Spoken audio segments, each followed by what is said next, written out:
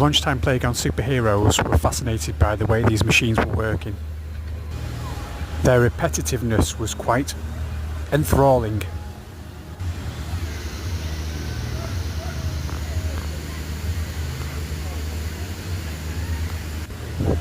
They were made to precision, but not many of these machines had ever been made. The machine could get lost in all its steam. This was extra exciting for time travel.